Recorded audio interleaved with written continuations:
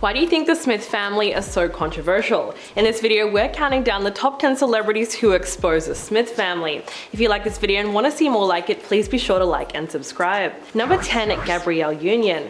Unbeknownst to the world, Jada Pinkett Smith and Gabrielle Union were secretly not speaking to each other for almost 2 decades. The actresses, who both gained prominence in the late 90s, had long-standing tension between them that led to a 17-year-long feud. Although neither of them can pinpoint the exact moment that caused this rift, both of them admitted to feeling awkward around each other during this period. The two finally put an end to the silence in a sweet recent episode of the Red Table Talk, where they both talked about how they've grown in terms of female relationships. Jada said, quote, "She and I did not talk for almost 17 years, and we could not remember why. There was just tension between us every time we would see each other." She went on to say that there was a moment that just left a bad taste in both of their mouths. Years later, when they finally got on the phone to try to figure out what it was, they apparently could not figure it out. Jada then went on to suggest that it was probably just the two of them being young divas. But even now, they still don't know for sure. Number 9, August Alsina. So by now we all know of Jada's affair with August, but it was a secret that she never wanted exposed and something that she tried to deny right up until the very last minute. So this is how it all went down. While promoting his 3rd album, August sat down with the Breakfast Club and claimed that the Smiths, whom he considered to be like his family, had an open marriage, and that Will had allegedly given him permission to date Jada. Quote, "I actually sat down with Will and had a conversation. He gave me his blessing." He also admitted that they deeply loved each other, but that he felt like not talking about their relationship was affecting him professionally and personally, because it was a secret that was weighing him down. This was explosive when it first came out, and it's clear that Jada would have prevented it if she could. Almost immediately, her publicist came out with statements denying any romantic involvement, stating that these claims were absolutely not true.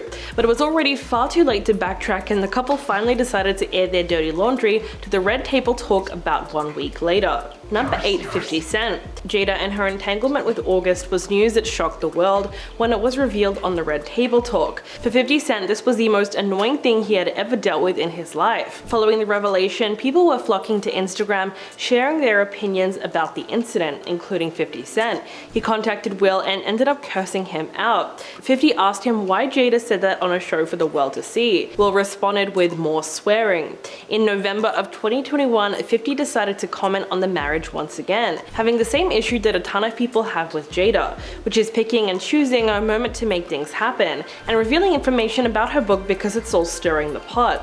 If you watch the interview where she reveals all of this information, you can just see her kind of zoning out and faking her way through the interaction. 50 posted this on Instagram asking Jada why she had to share her life story with the world when it just called her character into question. Number 7, Christopher Titus. The American comedian did not hold back when it came to criticizing Will for the initial incident at the 2022 Oscars, where he walked up on stage and slapped Chris Rock, all for joking about Jada.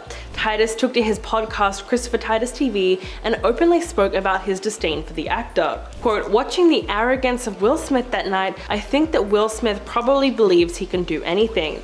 In fact, many comedians took particular issue with Chris Rock being attacked, arguing that they should not have been afraid for their own safety on stage just because they like to tell risky jokes." But Titus did not find Will's latest YouTube apology to be sincere either, and he was among the many Twitter voices that condemned the video as fake and self-centered. Quote, "Will Smith has lost me once again. Dude said he'll contact you when he's ready. Why are you pushing him? You attacked a man on a global broadcast. You don't get to pick the redemption schedule. And by doing it publicly, you made it about you once again." So clearly, Titus did not think that Will deserved a get out of jail free card just for that. Number 6, Bill Maher. The comedian and television host made it pretty clear that he despises Will Smith on several occasions, most notably on one episode of his talk show Real Time with Bill Maher, which aired on April 1st.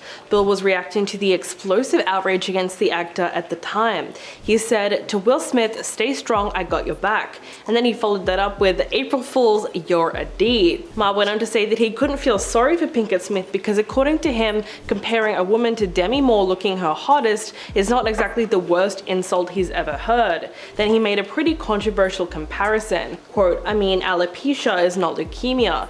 And no, he has not changed his opinion since. In fact, in another episode, Bill did a revived edition of Explaining Jokes to Idiots where he makes fun of things like cancel culture and the increased attacks against comedians. This is where he called Will Smith Smith humor impaired. He said when it comes to doing crowd work while hosting the Oscars, celebrities should try to be a good sport and allow themselves to be made fun of for 1 minute. The politically incorrect alum even noted that Chris Rock's joke was initially received as funny, especially by the audience, including Will Smith, who was initially spotted laughing before he decided to do anything else. Number 5. Sharon Osbourne. In an April interview with the Sunday Times, the former talk co-host expressed her opinion on the Oscars incident.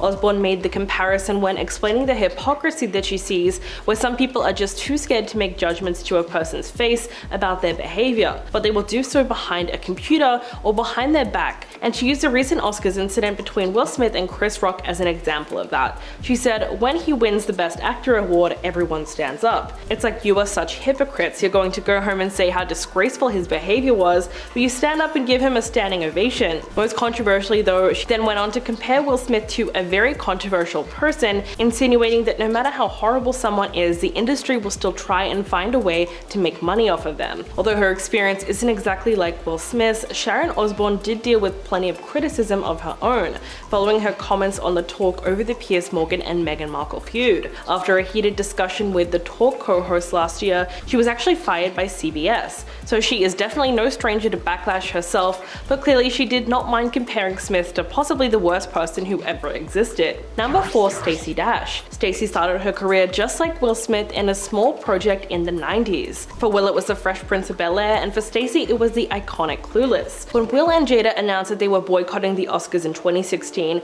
Stacey was front and center in the crowd of confused individuals. She went on to air her views on the matter, which all started when they noticed that there was no people of color being nominated for an Oscar in the majority of the categories that year. So Will and Jada, along with many other people, announced that they would be boycotting the event. Stacey called Jada's choice questionable, as the real issue was not that there were no nominees, but that Hollywood had given so few people of color the opportunity to perform in leading roles that year. As the years went by, thankfully more opportunity arose, and as we all know, Will eventually won an Oscar, but after the slap, he is no longer allowed to be at the event itself for the next 10 years. Number 3. Vivica Fox.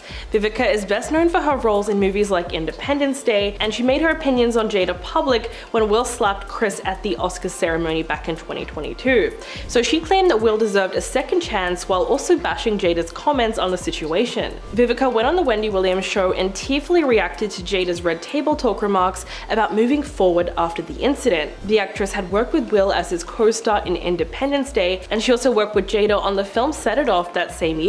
So she was familiar with the couple. Jada's comments following the show were that she had no part in what happened and felt awful, but she also thought that the whole thing was a skit. Whether or not that was true, there was no attempt on her part to stop Will Smith from getting up onto that stage, and that's why she was so heavily criticized at the time. There were also a lot of people who felt that she was directly responsible for what happened, but to this day, Will does take full responsibility. He admitted that he completely flipped out after he was triggered by Chris Rock's jokes. And coming in at number 2, Chris Rock. Ahead of the release of her book Worthy, Jada Pinkett Smith has revealed a lot more information that was once thought to be just rumors. So while we've already covered the fact that she has been separated from Will for a while now, another piece of information has been revealed. It's not exactly fun, but it might be unique. It was said that right before Chris was slapped across the face by Will live at the Oscars, he had actually asked Jada out on a date. Now when you hear that, you must think, oh, he asked her out before they even met. No, this situation actually took place in 2016,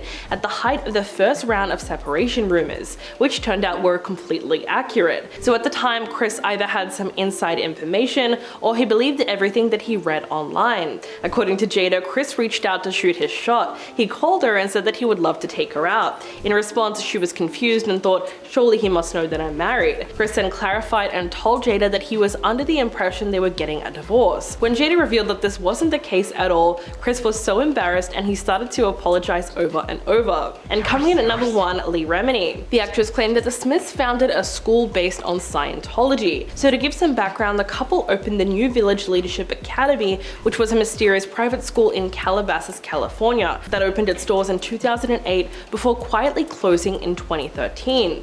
While Jada furiously denied the allegations in a 2009 interview, she said, "All I can say is that it is not a Scientology school. Now, if you don't trust me and if you are questioning my integrity, security, that's a whole different matter. But the Daily Beast actually spoke to 4 former teachers at the school who all admitted that Scientology not only bled into the curriculum, but that it was essentially a Scientology school. Apart from all that, Leah also accused Jada of being best friends with Tom Cruise, which at first she denied, but now in her own memoir she actually confirms it. After becoming friends on the set of the movie Collateral, Tom and Jada discovered they had a mutual love of motorcycles, and apparently they went riding together on his dirt bike. In her memoir, Jada said that she tried to jump her bike off a ramp, but she wasn't able to manage the landing and she was thrown. Tom then rushed over to make sure that she was alright and suggested that they stop for the day. Quote, "I looked up at him and asked a really important question of him and myself. How many times have you reminded me not to let fear stand in my way? If I don't get back on this bike right now and do another lap, I may never get on a bike again." Jada said that in response, Tom just smiled and helped her get back on her feet. What do you think about everything on this list? Please let me know in the comments below, and I'll catch you guys in the next video.